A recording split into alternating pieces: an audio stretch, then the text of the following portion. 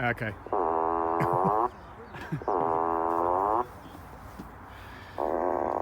a Twitter one.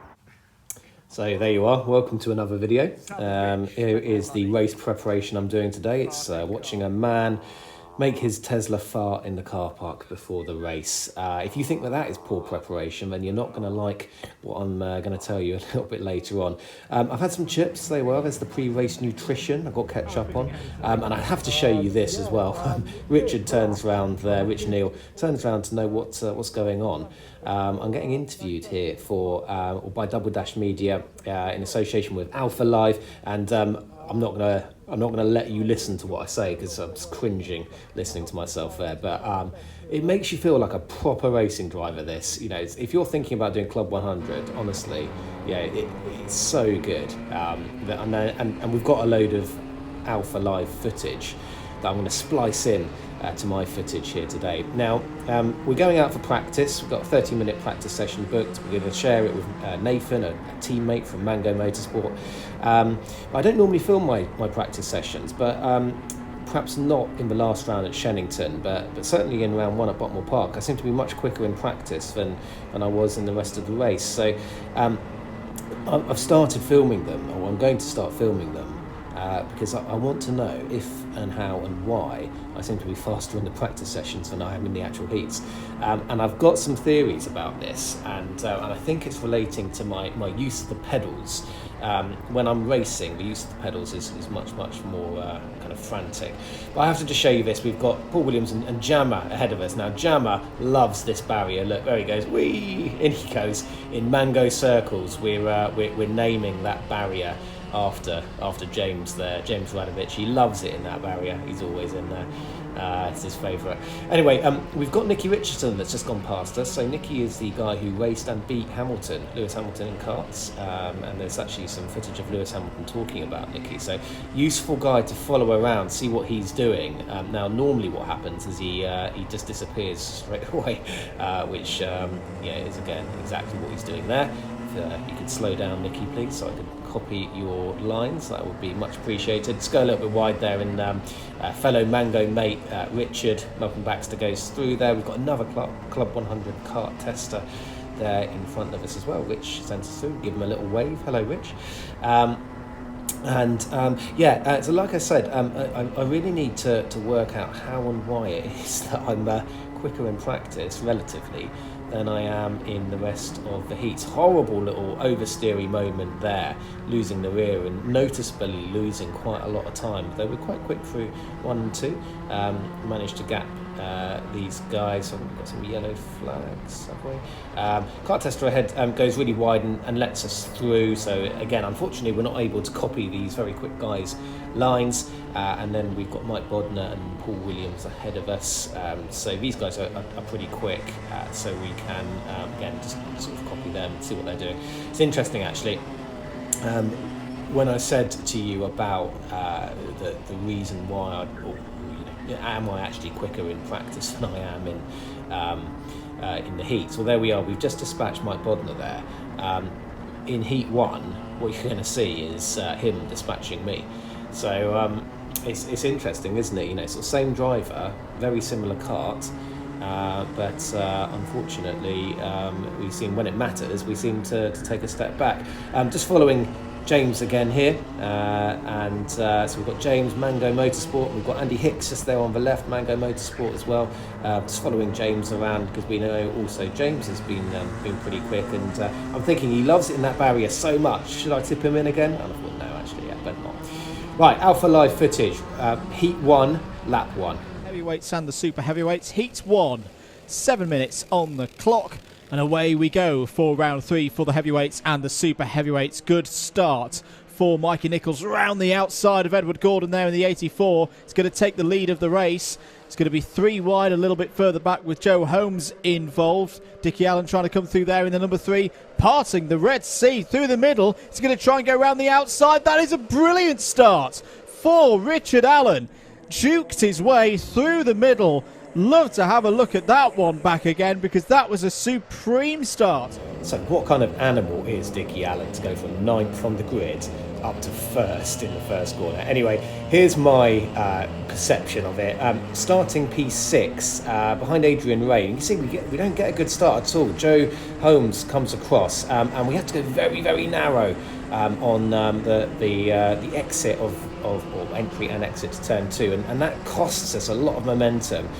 So we brake relatively deep in. We have lost a couple of places there. Steve Lindley and the guy in the blue helmet go side by side. I hang it around the outside and slot in behind Steve. So I've gone down one place at this point to 7th. Now I should say, this heat, I looked at the people in it, and it was just wall-to-wall aliens. Like, everyone in this heat was really, really good. You've got Dickie Allen, Joe Holmes. We've got, actually I don't have a list in front of me, but I was looking through it, and oh God, it was an awful lot of C1 drivers, an awful lot of absolute weapons. So I have to be honest, I wasn't feeling terribly confident about this heat, and you can see that already after lap 1 we've lost a little bit of time. Now, I mentioned earlier, Whilton Mill seems to be just not somewhere that I've ever gone particularly well, and so I really need to try and get on top of why that is. Interestingly enough, actually, I turned up at Whilton Mill the Wednesday after, so this was obviously filmed on the Sunday, and Rich Melton Baxter, who we saw earlier, he had actually booked a session here with a Rotax race team, as we lose a place there to Darrell Lowe, another weapon, and that unfortunately is going to cost us a little bit of momentum. So we've got someone on our left hand side here, and then behind him we've got Tim Williams. So in fact, when you're on the wrong part of the track, you can lose loads of positions. It's another position gone. This isn't going well, is it? And again, sliding round that final corner, and I take too much curb there. Now, it wasn't actually outside of track limits, but I must have just hit a curve or a bit of a bump, and you probably couldn't hear because I was talking over it, but the engine lost power, and I could hear it at the time, and obviously felt it as well, and I just had to mash my foot on the accelerator, and then it regained power. But you saw visibly there how hitting that curb or a bump within the curb even really cost us a lot of time.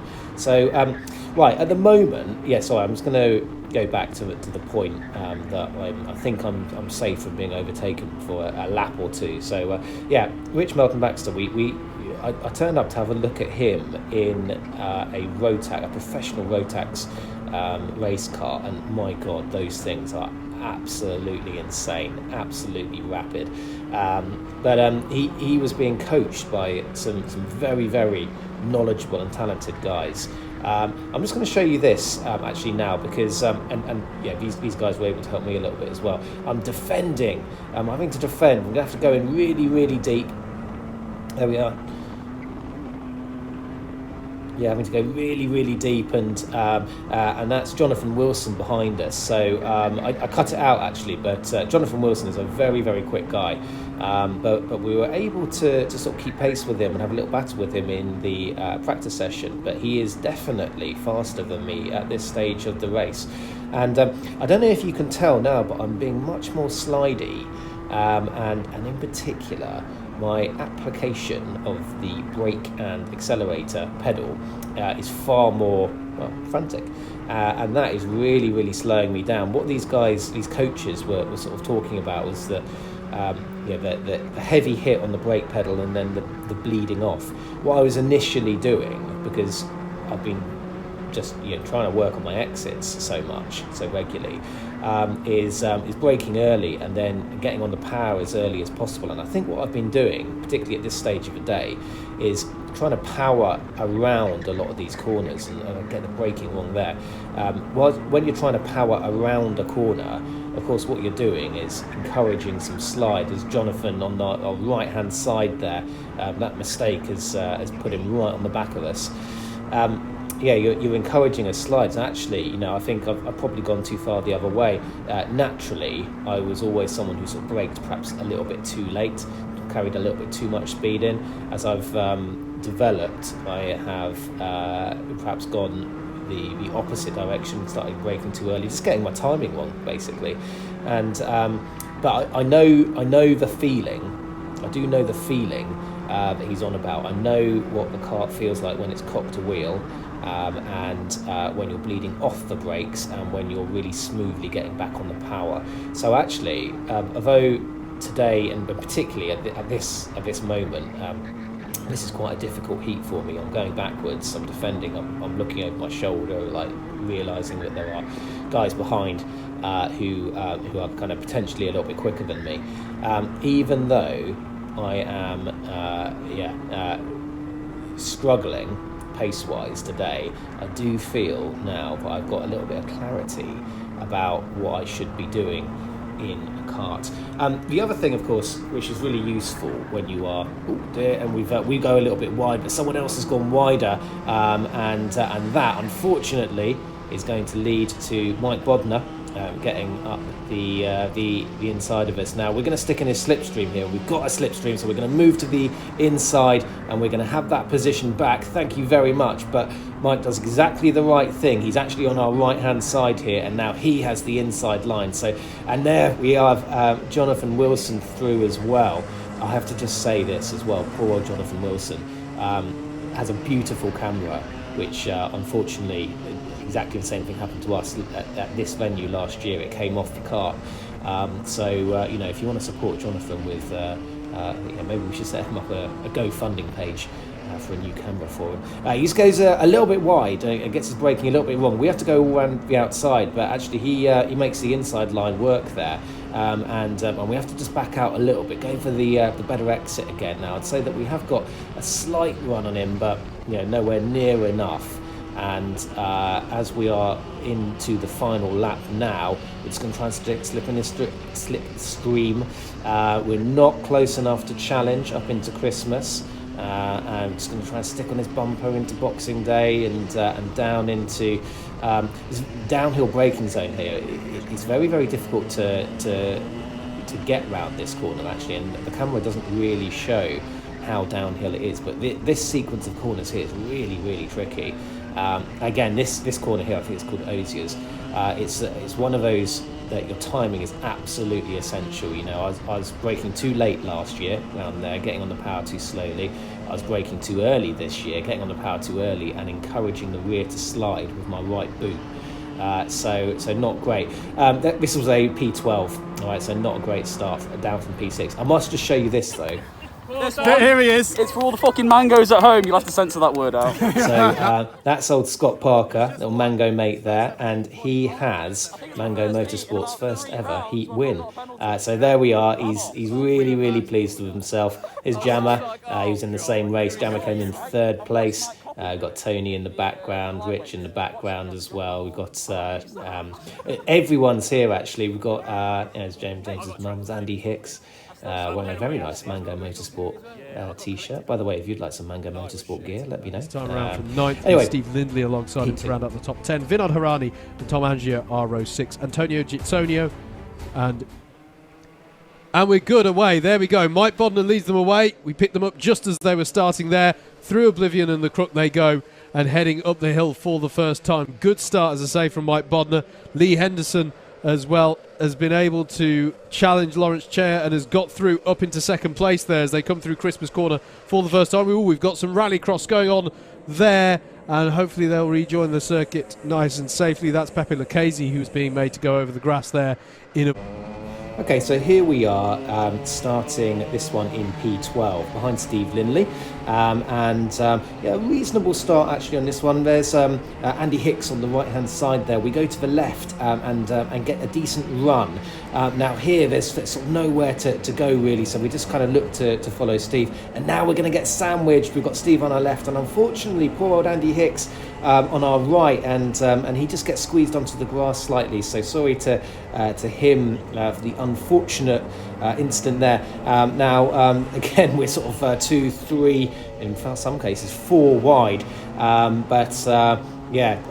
ideally it would have been we ideally would have followed Steve Lindley through, because he is a very quick C1 driver, and unfortunately we've not had the best of starts, and we're sort of behind 4 guys now, which is obviously going to make it a little bit more difficult. This is our friend who was had to take the rallycross line at the start of lap 1. Now we push him through on the left hand side. That also gives us the inside line, and he goes up the inside of Lawrence Cheer there. Now these guys are going side by side through Christmas and Boxing Day, and I sort of half thought about going around the outside, but there really was only going to be one outcome for that, so I back out.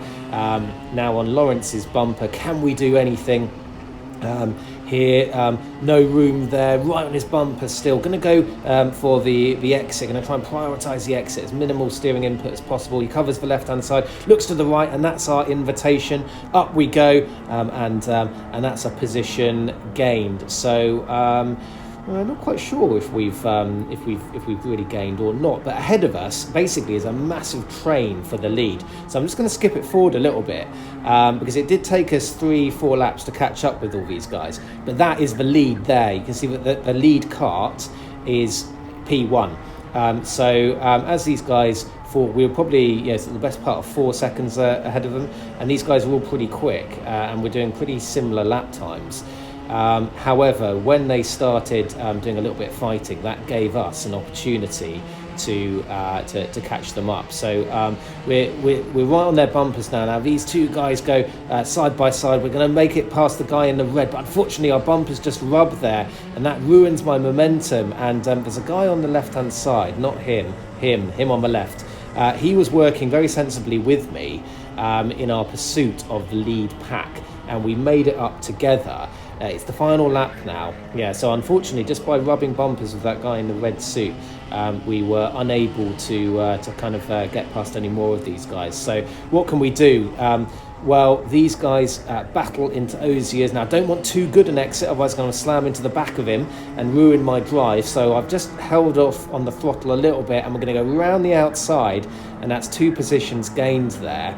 Not a bad return in this one. That was a P7. So we've had a P7 and a P12. Alpha Live. Let's take a look at how they line up for this one then. Dan Underhill will start this one from pole with Tom Angier alongside. Tim Penny and Matthew Griffiths make up row 2 with Nick Ashton and Lenny Wood on row R3 finals to decide the really big points. Here we go then. Will offering the commentators some millionaire shortbread prove successful for Dan Underhill in his pursuit of a heat win from pole? Away we go then into Oblivion Corner. It's a good start from both sides of the grid. Tom Angier slotting into second place. We've got a few drivers wide on the concrete, and they're going 4 wide up the hill here towards Christmas Corner as they all jostle for position. How are we going to do getting through? Mo Hassan's going to be on the grass slightly, and we've got a drive around the 127 of Richard Melton there.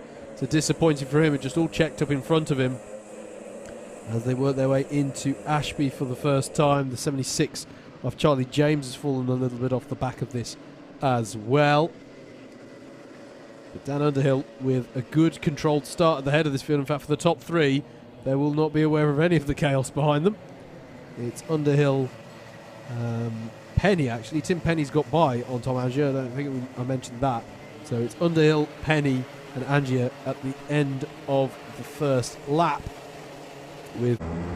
So here we are then, our third heat, starting P2. So this is our front start, and Tim Penny gets through straight away actually. I think they missed that on the commentary, but Tim is an absolute weapon, and if I'm doing this correctly, you might see some footage from Tim Penny. He did a how-to drive Whilton Mill kind of video. So if you want to know how Whilton Mill should be driven, then give his video a click. Like I said, should have come up in the top right hand corner if I've done it correctly. But that's okay. I think if I can try and stick with Tim Penny, Dan Underhill ahead for as long as possible, then I should learn a thing or two. You can see Tim's just gapping us on the exits, so I'm still perhaps need to be a little bit smoother on the throttle.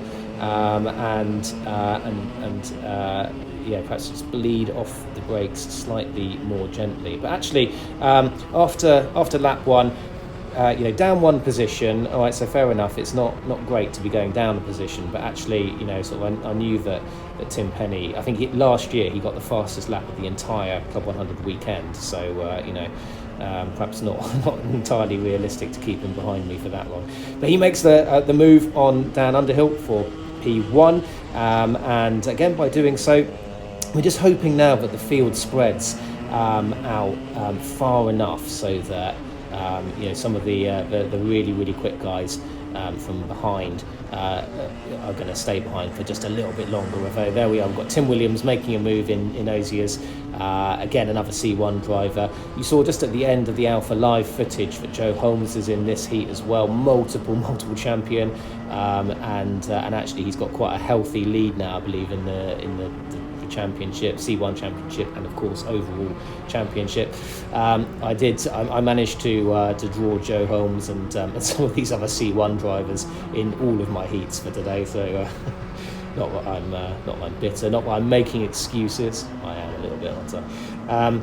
Going in very deep there. I think I'm defending. That's certainly not the line that I'd recommend you take. Just up ahead though, Tim Williams gets shunted off on the left-hand side, so I don't know if the driver in front knew Tim was there. Here it is from the outside. I feel like he's going to do that again as ahead of him. Lee Henderson fires a move down the inside of Tom Angier, but it doesn't pay off, and that will immediately throw him to the attention of Joe Holmes, who won't need a second time of asking, and Tim Williams is off the road ahead of them. That's really unusual.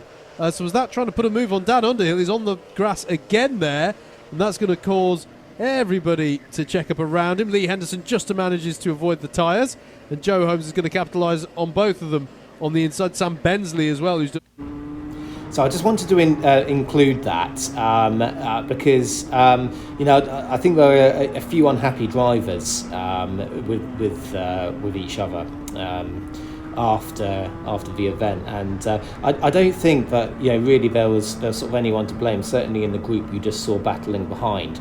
Lee Henderson got a knock, but I think Tim Williams was sort of only on the grass because he was put on the grass, and he was sort of recovering, wasn't he? So they just came together, and I'm not sure. I don't think I'd blame anyone really for that, but I think.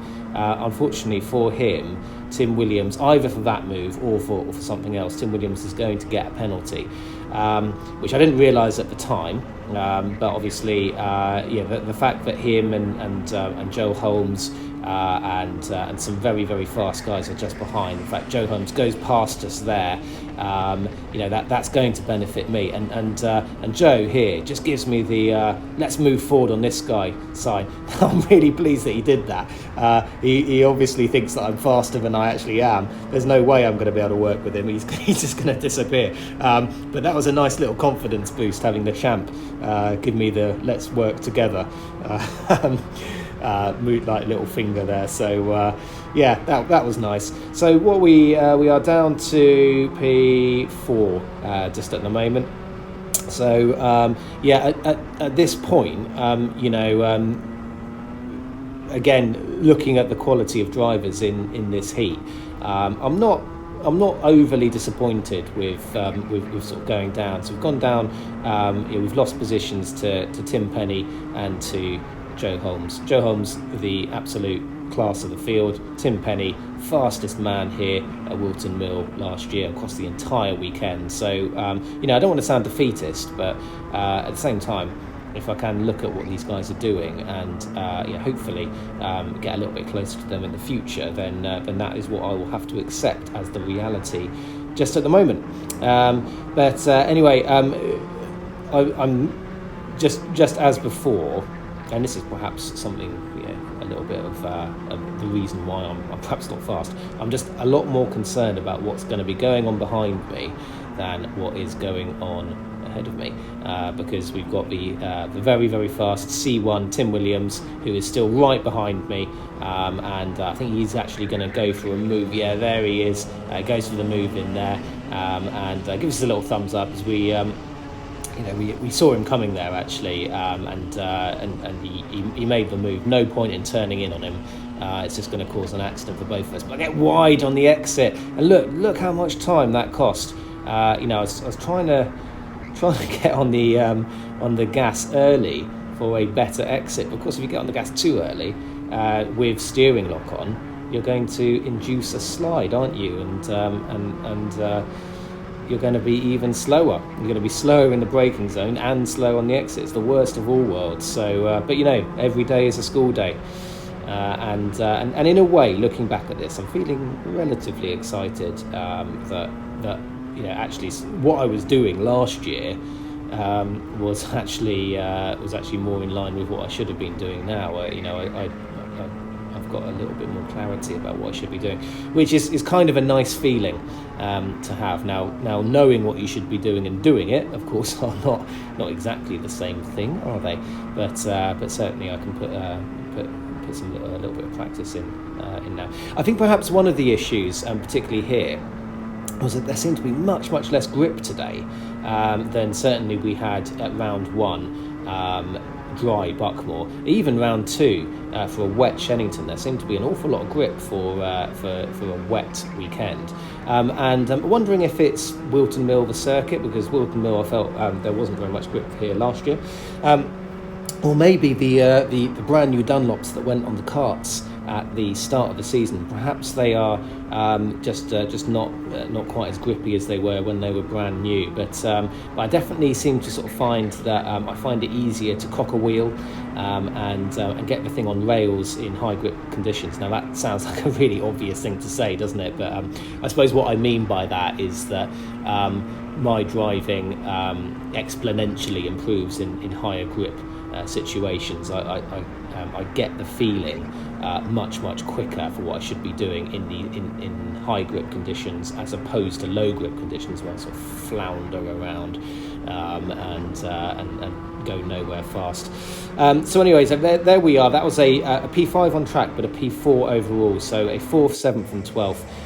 C final going out. A couple of our Mango mates there, Tony and Rich. Will start Here's the grid. In pole position for this one with Jacob Harris alongside him on the front row of the grid. If this is how it ended, it would be those two who would be promoted up onto the A final grid. Only the top 2, bear in mind, go from the B into the A. Tom Angier and Josh Pettit are rotated on this. So we are P3. Here we go this then. B is lap final. 1. Under starters orders, looking at those lights for them to go green. Away they go. Parker gets a good start ahead of Jacob Harris. Got to hold on to that second place. And Tom Angier's looking around the outside, and he's going to get second place. Good start for Tom Angier. Jacob Harris still in the fight, though, down the inside as they go into Christmas Corner. Angier takes the wide line, will have the inside for Boxing Day, and has got the job done, at least for now, into second place. But a very good start for Scott Parker, who's already had a heat win so far today. Can he take the win in this B final? Oh, round there went Jason Kirkham at the back of the order. But I don't think he took anybody else out with him. Jacob Harris looking down the inside now for Tom Angier. Big move. Takes second place back. Great move from the BUKC organiser, shall we say? Yeah. Key member of staff. Yes. But, I like that move from Jacob a lot. Decisive move as well. Has got the attentions of John El-Muhai, who's had a great start from the 4th row of the grid. So it's Parker, Harris, Muhai, Angier. Carl Walker's up to 5th. Luke Elliott 6th. Josh Petit there in 7th. To be clear, that was because Carl Walker has a look down the inside there of Tom Angier. Just to be clear, we're Okay, so good start, not so good end to the first lap. So we're going right on the back of Scott's bumper, and as I said in commentary, you can use all of that exit curb. And I was able to do that and just get my nose ahead of Jacob Harris, who's on our inside now, but by hanging it all around the outside, we're able to get the job done. And the idea here now is to get on and hunt Scott down. But of course, you can see, can't you, that didn't quite happen. Now we get a poor run out of Ashby. This part of the track I was just lacking confidence in. and Jacob Harris smells my fear and goes through, and then this guy on the left also is then able to take advantage. This is the guy who was we were battling with at the end of Heat 2, our second heat. Get terrible drive off there. Luke Elliott up the inside there, and unfortunately for him, he just goes a little bit wide on the exit. So we're able to get him back again, but yeah, not a good exit out of the boot, and it's a really interesting point actually. I've said many times in these videos that by watching the footage back, it's kind of useful to sort of see how, as we battle again, that's Carl Walker who's going to go through. It's useful to see where you're losing your time, and I thought during the day I knew that I was losing time in this area, this sequence of corners, but actually it doesn't look like I'm losing that much time. I'm losing a little bit on the exit there, aren't I? But it doesn't look like I'm losing as much time as I thought I did. The time that I didn't realise was getting lost all comes from the boot here. Now, you saw on lap 1, Luke Elliott just steamed up the inside. My kind of exit speed out of the boot, and that hasn't helped, does it? Because that's a whole host of oversteer there, so that's not good driving for me. But typically, the boot, it seems to be where I'm losing an awful lot of time. I'm actually better through turns 1 and 2 than I thought I was, and not as good in the boot. Up at Christmas, fairly strong, but yeah. Need to try and work out why that is. Well, I think I know why it is. Yeah, gas with steering lock on, and yeah, so losing revs, having the engine bog, and here in these downhill braking zones, perhaps need to just work on a little bit of braking technique. Someone's had a little nibble at the cone there. Again, those cones earned their money today. But just at this stage in the race now, Scott's still out front. We've got 3 quick guys ahead of us, so we've got a bit of a quick guys sandwich there, mango sandwich with Scott and me as the bread, and the quick guys, those 3 in the middle, as the delicious filling. Anyway, thanks very much for sticking with the video. If you have stayed with the video for this long, thank you ever so much. And I did say actually right at the start of the video I'd sort of explain why my preparation for this race in particular wasn't terribly good. I was out the night before. I never do this normally. I never go out drinking the night before. And you may say, well, look, Tom, why did you do it? Why did you go out? You had the race the next day.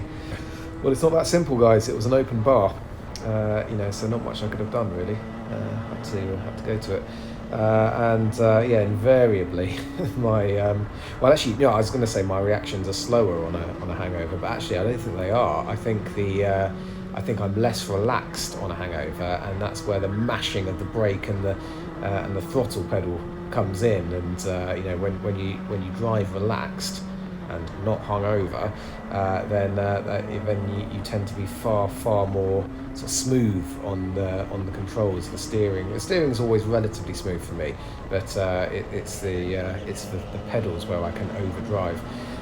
Anyway, these guys, as they've started battling, have allowed me to sort of catch up with them again a little bit. Probably not quite on some of these guys' pace.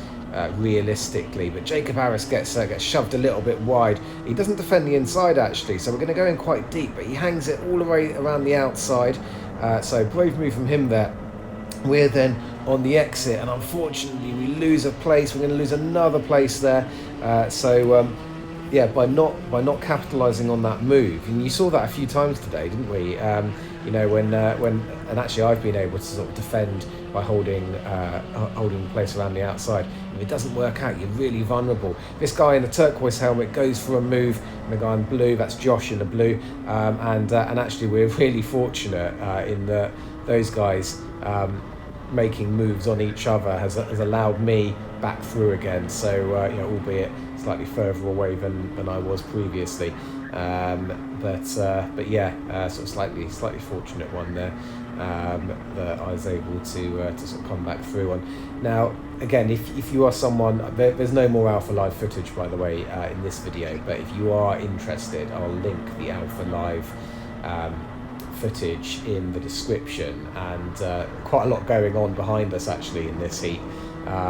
There's one C1 driver who's I don't know what happened to him. It's actually Mikey Nichols. I don't know what happened to him throughout the day, but he was starting right at the back of the B final.